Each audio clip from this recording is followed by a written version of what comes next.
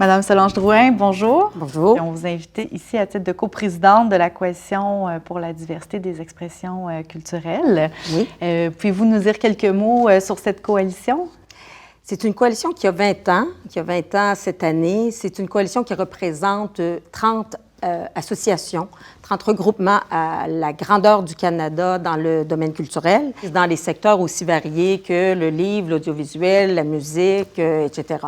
Et cette coalition a été créée avec pour mission particulière de veiller à défendre la culture dans les accords de libre-échange. Il y a 20 ans, on a senti, le milieu culturel, d'abord le milieu culturel québécois et ensuite, évidemment, on a invité nos associations sœurs du reste du Canada à se joindre à la cause. Mais l'impulsion première de la création de cette coalition-là, c'est la protection de la culture dans les négociations de commerce international pour être certain que la culture puisse avoir un traitement particulier dans ces accords-là, de façon à ce qu'elle ne soit pas considérée comme un bien comme les autres. À l'époque, c'était la représentante de l'Association des réalisateurs et des réalisatrices du Québec qui était allée en France et qui, en discussion avec ses amis français, avait été sensibilisée au fait que la culture pouvait devenir un outil de négociation, faire partie des négociations multilatérales. Cela voulait dire que dans cet accord-là qui couvrait finalement beaucoup d'aspects du commerce, les règles de commerce, de libéralisation, allaient s'appliquer à la culture. Donc, évidemment, nous, au Canada, on savait qu'une association ne pouvait pas faire le travail uniquement seule. Il fallait avoir une force de frappe beaucoup plus grande, d'où l'idée de se regrouper. Ça a d'abord été un regroupement du Québec, ensuite qui s'est étendu à la grandeur du Canada, et après, on a élargi le mouvement au niveau international. On sentait que si on ne préservait pas le pouvoir des États d'établir leur propre politique culturelle dans des accords de commerce comme ça ou dans des ententes de commerce, le travail qu'on faisait à tous les jours à la DIS, qui était de protéger la culture, soit par des règles au CRTC ou des outils de financement, que ça allait absolument rien donner. On n'allait plus être en mesure de faire ça, d'où l'impulsion, évidemment, de se regrouper et rapidement. Mm-hmm. Est-ce que vous pouvez me donner un exemple d'une disposition dans un accord qui pourrait avoir un impact dans le secteur dans lequel vous êtes en ce moment, dans le secteur de la musique? Le premier, moi, qui me vient en tête, c'est le principe de la libéralisation du commerce dans ces accords-là, c'est de dire il n'y a pas de frontières. Il n'y a pas de frontières pour les biens, les services et les personnes. Oui, ça peut être vu de façon positive dans le sens que nos produits et services culturels vont pouvoir traverser les frontières librement, mais il ne faut jamais oublier que les biens et services culturels des cultures dominantes, elles vont pouvoir rentrer chez nous aussi, ce qui fait que ça pouvait rapetisser l'espace qu'occupait notre culture nationale. Et nous, dans notre secteur, un des outils qui a été fort utile depuis le début des années 70 dans le développement de la musique québécoise et francophone au Canada, c'est les fameux quotas de musique vocale de langue française à la radio. Cette règle du CRTC dit qu'il y a 65 de la programmation musicale qui doit être une programmation francophone. Ça restreint la place de l'anglophone, mais surtout, ça nous accorde à nous une place vers le public et cette règle-là est très importante pour nous. Elle l'est encore aujourd'hui, malgré le développement numérique. Alors, c'est ce genre de mesures-là qui sont évidemment en péril si les règles de libéralisation s'appliquaient de façon ouverte, sans aucun discernement. Est-ce que tous les autres organisations, en fait, comprenaient dans le secteur culturel l'ampleur de cette menace-là à l'époque? Bien, à l'époque, évidemment, il a fallu faire un peu d'évangélisation, mais je pense que tout le monde, dans chacun des secteurs culturels, on sait tous qu'on est une petite communauté. On a une culture locale qui est importante, qui est forte chez nous, parce que dans chacun des secteurs, on s'est donné les outils, justement, pour pouvoir exister. On est tout à fait ouvert à partager avec les autres cultures, mais il faut se donner les outils pour exister d'abord. Et ça veut dire, dans le domaine de la musique, il y a les quotas, il y a les règles de financement. C'est la même chose dans le domaine de l'audiovisuel ou du livre. On a tous bénéficié à un moment ou à un autre de notre histoire et encore aujourd'hui de la mise en place de politiques culturelles québécoises et canadiennes pour nous permettre d'avoir cet espace-là. Est-ce que les gouvernements au Québec ou au Canada étaient du même avis que vous? Est-ce qu'il a fallu les convaincre? ça a été assez surprenant de voir comment cet enjeu-là était non partisan. Je pense que les gens voyaient ce qui était en péril, que les biens culturels, ce ne sont pas des biens comme les autres. Ça a une valeur identitaire importante. Chacun des gouvernements a travaillé avec l'opposition dans ces batailles-là. Ça ne veut pas dire que tout a été facile, puis qu'il y a eu il peut y avoir des jeux de coulisses de certaines parties d'opposition quelquefois, mais je vous dirais, dans l'ensemble, il y avait une cohésion d'action, la société civile, les gouvernements, tant Québec que fédéral. Donc, qui, finalement, a un peu intérêt à ce que ce type de libéralisation-là se produise? Même au niveau national, il y a certains groupes, quelquefois, qui n'aiment pas faire des affaires avec des règles. Ils aimeraient avoir la possibilité, évidemment, de tout faire comme bon leur semble et en pensant que c'est ce que le public demande. On a eu de nombreuses batailles, on en a encore aujourd'hui avec les radiodiffuseurs qui aimeraient mieux se faire dire « oh, laissez-moi jouer ce que je veux et non, forcez-moi pas à avoir des quotas de musique vocale de langue française ». Mais je pense que on réussit quand même à continuer à les sensibiliser, mais au niveau international, c'est clair, c'est les cultures dominantes qui ont un intérêt que nos règles de protection et nos politiques culturelles disparaissent, de façon à pouvoir entrer encore plus librement dans nos marchés. Dans le fond, on s'est rendu compte aussi que la population, elle est assez attachée aux expressions culturelles locales. Je pense que c'est vrai en audiovisuel, mais c'est aussi vrai en musique, en littérature, etc. Quand on pose la question, est-ce que la culture du Québec est importante pour vous? Est-ce que la culture francophone est importante pour vous? Oui, c'est évident. C'est sûr que là, il y a encore du travail à faire au niveau, quand les gens, on leur dit, seriez-vous prêts à payer un petit peu plus cher pour protéger votre culture?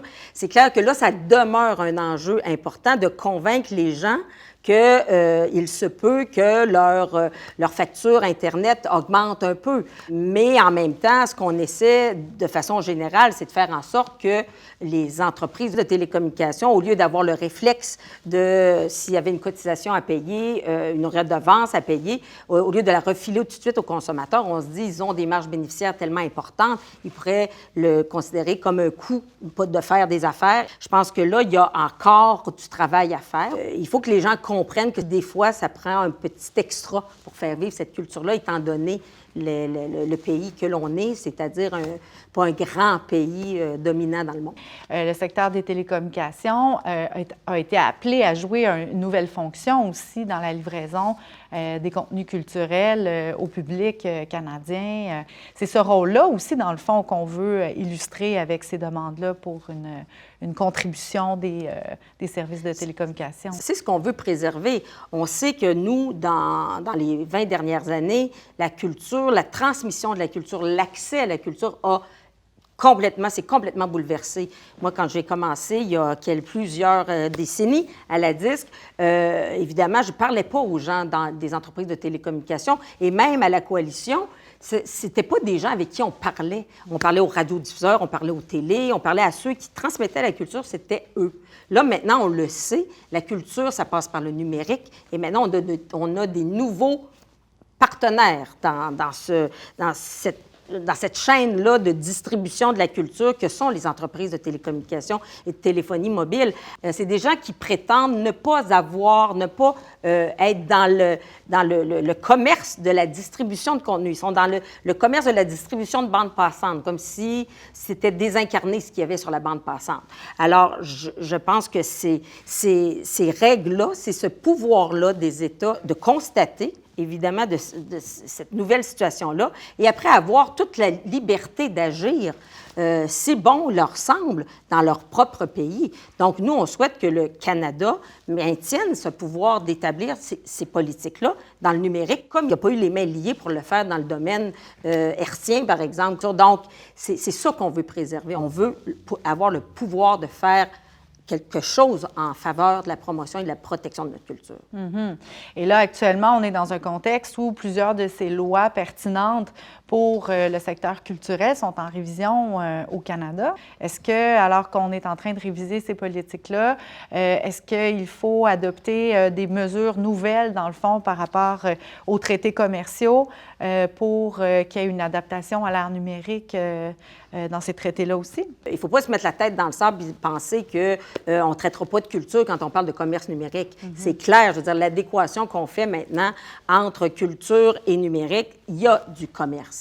Il y a du commerce et c'est bien qu'il y en ait et on veut tout simplement avoir des règles qui permettent à l'ensemble de la filière, de ceux qui créent la culture et qui la produisent et qui la distribuent, qui aient les conditions gagnantes pour pouvoir continuer à le faire. Quand on l'explique aux gens en disant, bien, il faut vivre de notre art, il faut être capable d'offrir des conditions aux artistes, aux techniciens, aux producteurs, aux distributeurs canadiens pour leur permettre de continuer à être capables de vivre de leur art, pour continuer à générer du nouveau contenu pour le public canadien. Parce qu'on entend souvent dans ce secteur-là qu'on ne s'adresse qu'aux consommateurs. On dit, toi, en tant que consommateur, il faut que tu paies le moins cher possible, il faut que ça soit accessible, il faut laisser toutes les portes ouvertes, mais il ne faut jamais oublier que l'intérêt public, il se conjugue au pluriel. Et l'intérêt public, ce n'est pas juste l'intérêt du consommateur, c'est l'intérêt du citoyen canadien qui veut aussi, qui a un intérêt à préserver sa culture. Et c'est possible de faire les deux en même temps. Ce n'est pas exclusif. Faisons les deux en même temps, mais des fois, c'est justement, ça prend des règles et il faut le faire. Il faut absolument le faire tant au niveau international qu'au niveau national. Effectivement, on voit de plus en plus de ces dispositions sur le commerce électronique. On l'a vu dans le dernier ALENA. Et là, on a des pays qui veulent négocier dans le cadre de l'Organisation mondiale du commerce un accord sur le commerce électronique. Est-ce que vous êtes confiante par rapport à la capacité de pouvoir protéger la culture dans cette nouvelle étape-là? On a eu de bons signaux de la part de notre gouvernement. Dans l'ALENA, on a eu le maintien, évidemment, de l'exemption culturelle là, telle qu'elle était pratiquée depuis déjà presque 30 ans. Mais il ne faut jamais oublier qu'il y a un jeu de négociation dans tout ça, que la culture, évidemment, a un poids économique quand même important, mais il y a d'autres aspects, évidemment, les producteurs laitiers, la foresterie, et on a souvent peur que la culture puisse être un produit, c'est-à-dire un secteur qu'on va laisser tomber au profit d'un autre. Il ne faut jamais tenir pour acquis que ce qu'on a eu par le passé, ça va continuer. Il faut continuer à être vigilant, continuer à faire notre travail, d'où la pertinence de la coalition. Et de la Fédération internationale des coalitions pour la diversité culturelle, qui regroupe des coalitions dans d'autres pays également. Est-ce que cette négociation-là à l'OMC représente peut-être une opportunité d'ouvrir à nouveau la question à l'UNESCO, dans le fond, de cette cohabitation-là entre la Convention pour la protection et la promotion de la diversité des expressions culturelles et l'ère de l'OMC, où on négocie des accords en parallèle, dans le fond. Oui, c'est une question qui n'est pas encore résolue, je pense. Le poids de la Convention face à des accords de commerce à l'OMC et se dire, mais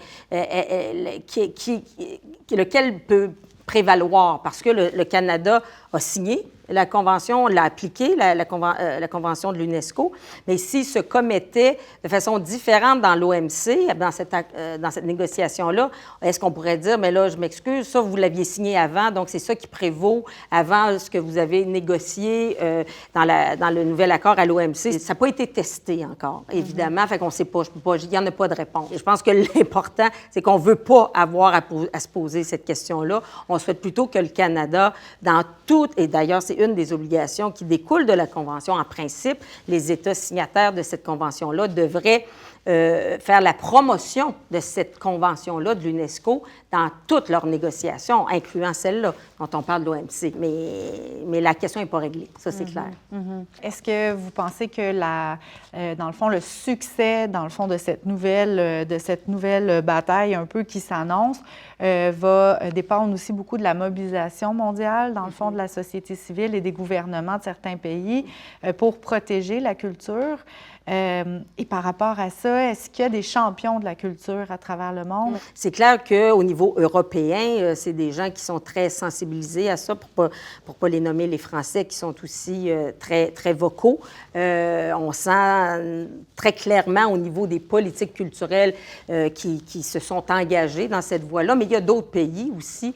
Pour gagner des points à l'OMC, il va falloir pouvoir compter sur des coalitions régionales ou sectorielles ou face à des négociations qui pourraient avoir un impact important, étant donné que les États-Unis sont présents, évidemment, en force à l'OMC. En utilisant la Convention comme telle, comment les organisations peuvent s'en servir pour demander à leur gouvernement de ne pas prendre d'engagement pour la libéralisation de la culture? La Convention de 2005, le Canada, est signataire, il doit respecter ses engagements. Et nous, notre rôle, c'est de rappeler au Canada qu'ils l'ont signé. Au niveau international, ça nous donne quand même un outil où on est capable de dire à notre gouvernement, vous avez signé cette convention-là, alors donnez-lui, faites-la vivre. Mais ça ne règle rien au niveau national, parce que ce qu'on veut justement dans cette convention-là, c'est que les États aient la liberté d'établir leur politique culturelle. Ça ne dit pas comment le faire au niveau national. Ça donne un cadre international qui est important, sur lequel on peut s'appuyer, mais après, le travail reste à faire par nous, par les sociétés, la société civile ici, d'interpeller notre gouvernement sur ce dont on a besoin au niveau national pour atteindre ces objectifs-là. Les enjeux actuels, dans le fond, auxquels on est confronté pour vraiment protéger la culture dans le cadre des négociations commerciales, ils se situent au niveau du numérique essentiellement, et pas que. Pas que. Oui, la culture passe encore par ce qu'on appelle maintenant les médias traditionnels. Et c'est clair que l'accès de la culture et tout ça, ça s'en va de plus en plus en numérique, en musique. Dans ma vie de tous les jours, c'est évident que nous, on est rendu là. Et il y a des actions à prendre parce qu'on est vraiment menacé de ne pas être capable, justement, de continuer à faire vivre de leur art les artistes de la chanson ici. Donc, il y a des actions à prendre. Et si on se liait, par exemple, à l'OMC, le Canada se liait à ne pas intervenir, par exemple, dans tel secteur du commerce électronique, à ne rien faire, à laisser ça tout à fait ouvert à la libéralisation. Mais nous, on se retrouverait comme complètement démunis face à ces nouveaux défis-là. Alors, c'est important que les États demeurent vraiment maîtres d'œuvre de leur politique dans le domaine culturel. Et ça veut dire ne pas s'engager dans quelques traités de commerce, parce qu'il y en a plusieurs. Il y a des traités multilatéraux, mais il y a des traités avec un pays, avec une dizaine de pays. Il y en a eu d'autres. Il faut que le Canada soit tout à fait cohérent dans l'ensemble de ces négociations-là pour garder la même ligne en matière de culture, c'est-à-dire garder les mains complètement libres de faire ce qu'ils doivent faire pour protéger leur culture.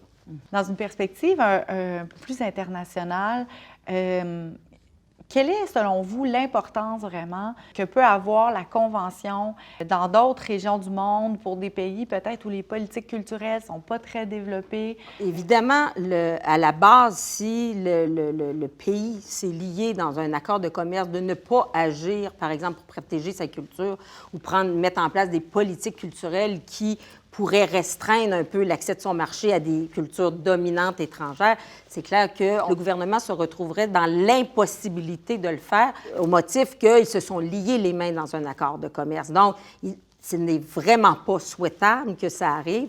En même temps, cela n'empêche pas qu'au niveau national, et je pense même la Convention y pourvoit aussi en se disant, mais elle a pour les pays qui sont signataires de cette convention-là aussi une obligation de voir quelles pourraient être les politiques culturelles qui pourraient être mises en place chez eux.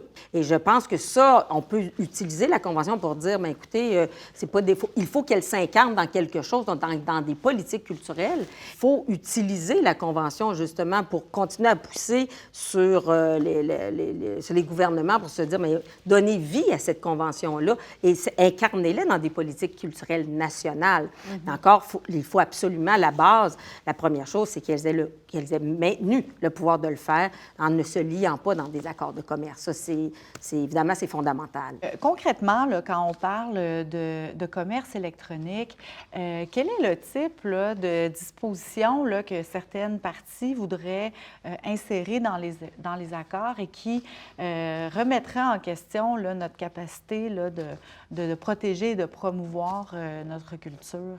Les enjeux importants que l'ensemble des milieux culturels ont vus face au numérique, c'est le fait d'être noyés dans des mers de contenu. Si je prends l'exemple de la musique, sur les services de musique en ligne comme Spotify, quand il y a 30, 40 millions de chansons dans un service comme ça, c'est de se dire, bien là, la découvrabilité, oui, nous sommes sur ce service-là, mais on est noyé dans une mer de contenu. Ça, c'est la première chose. Et l'autre, c'est les revenus qui découlent, évidemment, de ces services-là. Ils sont de plus en plus minimes. Et ça peut faire du sens pour des grosses organisations qui ont des catalogues immenses, comme les multinationales dans le domaine de la musique ou comme Disney, par exemple, dans le domaine de l'audiovisuel, qui n'est pas du tout le cas pour des entreprises nationales où on a des beaucoup plus petits catalogues, tant en audiovisuel qu'en musique, par exemple. Alors, on a des défis de financement, donc de retour sur investissement et des défis de découvrabilité. Par exemple, dans un accord de commerce, si on s'engageait à traiter tout le monde de la même façon, nos nationaux, comme on ne se donnerait pas les moyens de se ménager un espace de découvrabilité au Canada, sur notre territoire. Par exemple, de demander à Spotify, dans le domaine de la musique, de dire, bien, sur les recommandations que vous faites, bien, votre algorithme doit être en mesure à la fin de l'utilisation de l'algorithme, ça doit être, je ne dis pas, 30 de contenu, par exemple, canadien, qui doit sortir ce qu'on propose à quelqu'un qui réside au Canada. Alors, si on se dit, bien, il faut traiter nos nationaux comme les internationaux, bien, c'est on ne serait pas en mesure de faire cette discrimination-là positive pour notre protection de notre contenu. Alors, c'est le genre de mesures comme celle-là qui va être en mesure de mettre en place et qu'il ne faut pas s'empêcher de le faire dans des accords de commerce. Et donc, à défaut de pouvoir faire ça, finalement, on se résoudrait à abandonner toute possibilité, dans un monde numérique, de promouvoir nos propres contenus. Est-ce que les cultures nationales peuvent survivre à ça? Certaines, oui. Il y a des cultures nationales, les cultures nationales dominantes qui ont des marchés énormes et qui s'imposent déjà dans le monde et qui s'imposaient même dans l'Ancien monde. Mais les petites cultures nationales comme la nôtre, on ne fait pas le poids dans ces univers de plus en plus concentrés de services de télécommunications. Les services de télécommunications ou les services de musique en ligne, où les entreprises sont de plus en plus grosses, c'est des monopoles énormes et ils n'ont pas l'appétit de le faire de façon volontaire. Je pense qu'on a eu peut-être un peu la lubie de penser que ce serait de bons citoyens corporatifs dans chacun des pays où ils se trouvent. Je pense que malheureusement, ce qu'ils font en termes de fiscalité nous prouve qu'ils n'ont pas l'intention de le faire, et même dans d'autres aspects, en termes de découvrabilité et en termes de financement non plus. Alors, je pense que ça va prendre des règles. C'est ce qu'on croit et c'est ce qu'on défend dans chacune des organisations qui sont membres de la coalition. Merci beaucoup, Mme Drouin. Ça fait plaisir. À bientôt.